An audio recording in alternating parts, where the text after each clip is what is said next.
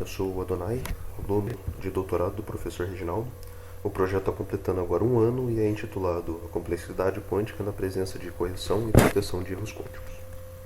Bom, quando a gente fala de complexidade no contexto de computação quântica, usualmente ela é definida como o aumento do número de portas lógicas quânticas conforme o tamanho do nosso input, como é usualmente definido em ciência da computação. Só que ela tem uma certa arbitrariedade, essa definição, que ela acaba sendo dependente de qual que é o conjunto de portas lógicas que a gente está tomando como universal. Então tem uma abordagem recente que trata a ideia de complexidade tratando ela, definindo ela como o comprimento de geodésicas na variedade do grupo de simetria de n-qubits. Então no caso a ideia seria usar uma métrica que penalizaria direções que correspondem a operações que são mais difíceis de serem feitas ou até impossíveis. E aí tem uma proposta baseada nessa, ainda mais recente, que é de usar a geometria sub-riemanniana, que se baseia, no caso, em a gente pensar em um subespaço do espaço tangente e, de fato, restringir completamente algumas direções. Então, a ideia, bem sucintamente falando, do projeto é usar esse formalismo de geometria sub-riemanniana para estudar como que a presença de erros e futuramente como que a presença de métodos de proteção e de correção de erros vão influenciar na complexidade de um problema. Então, primeiro, o que eu quero dizer com curvas e geodésicas no grupo de simetria? Então, se a gente olha para a relação entre um operador unitário e um operador hermitiano, que seria o hamiltoniano, essa relação é exatamente aquela de um elemento de um grupo de Lie e de um elemento da álgebra de Lie. Então, a gente pode pensar nas nossas unitárias, nas portas lógicas quânticas, como pontos na variedade do grupo, e os hamiltonianos viveriam no espaço tangente a variedade do grupo. Aí esse espaço, para n qubits, ele tem dimensão 4 elevado a n menos 1.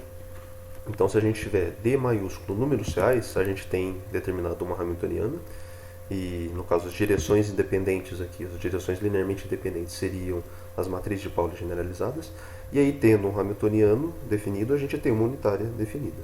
Só que se ao invés de pensar em simplesmente D números reais, a gente pensar em D funções reais suaves que dependem do parâmetro D, então a gente vai ter um conjunto de pontos na variedade que seria uma curva, que liga a identidade até uma unitária que a gente quer. Só que no nosso caso, o que a gente vai estar usando aqui é só um subespaço do espaço tangente, que a gente chama de distribuição. E aí a gente estaria restringindo o hamiltoniano só a esse subespaço. E aí essas direções elas podem ou não ser bracket generated, o que significa que através de comutador de Lie elas poderiam ou não gerar toda a álgebra. No nosso caso não vai ser bracket generated, como eu vou deixar claro no próximo slide. E essa seria então a diferença de usar geometria riemanniana e geometria sub-riemanniana. Muito bem. Então, dado que a gente tem uma curva no S2 parametrizada por T, como é que a gente classifica ela em uma geodésica ou não? Primeiro, a gente define o comprimento das curvas dessa forma usual, usando as componentes da métrica e as componentes do hamiltoniano, e a gente tem que lembrar que H e U elas satisfazem um vínculo que é a equação de Schrödinger.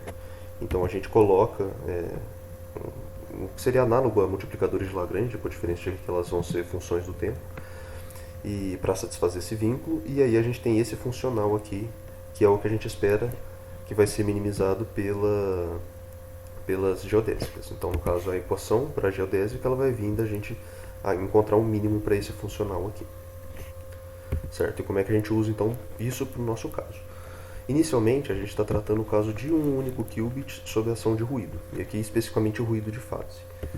Para um qubit sujeito a ruído de fase, o que a gente espera que aconteça é isso, onde essas funções μ de t aqui, isso aqui será o operador de densidade, essas funções μ de t, essa função μ de t, ela decairia, iria para zero conforme t crescia.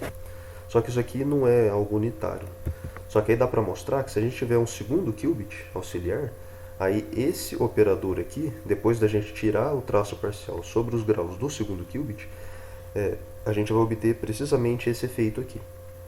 É o que a gente chama, esse processo, é o que a gente usualmente chama de purificação.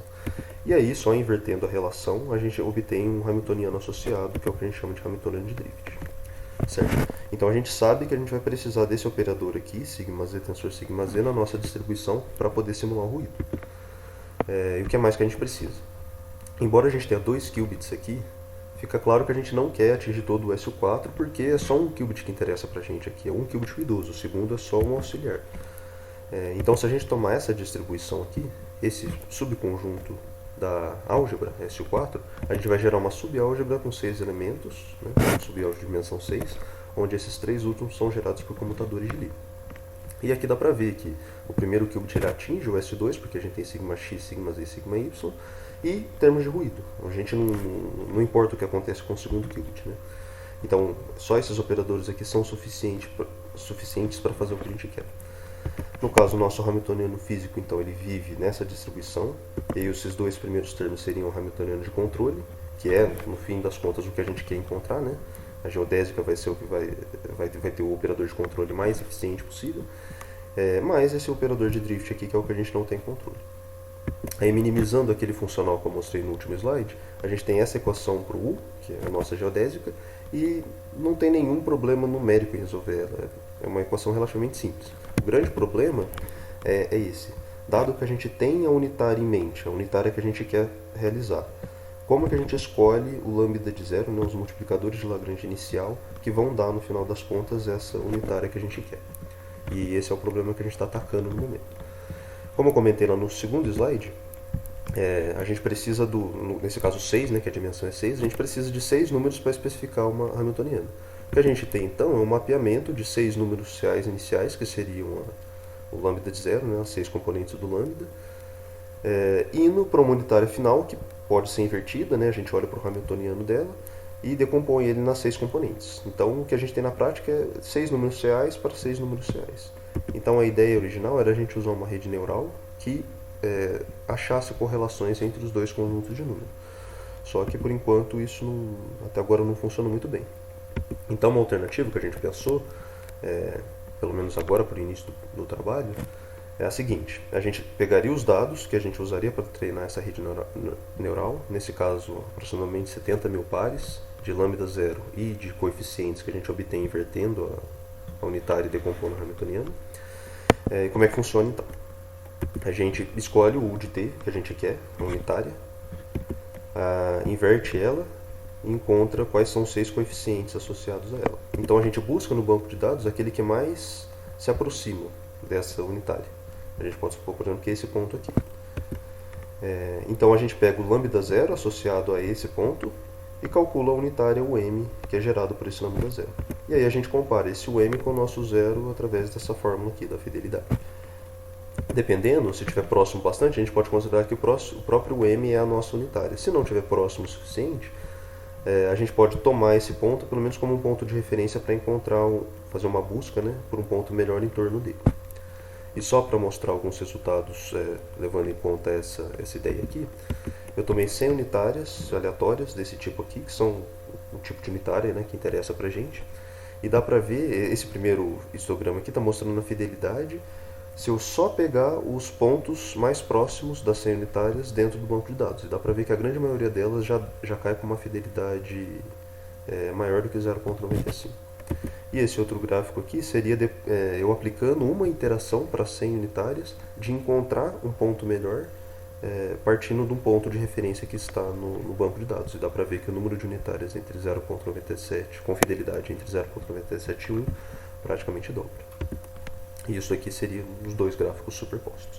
E aí, só para fechar, então, dando algumas expectativas, né, o que a gente pretende fazer no futuro, a primeira coisa seria fazer aquela rede neural funcionar, porque vai ser um avanço com relação a isso daqui, né, é muito mais eficiente usar rede neural do que isso.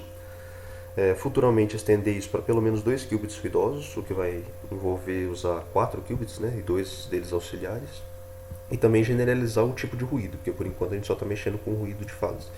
Então estender isso para, por exemplo, ruído de amplitude dumping, enfim. Essas são algumas das coisas que a gente pretende fazer no futuro. E é isso. Obrigado.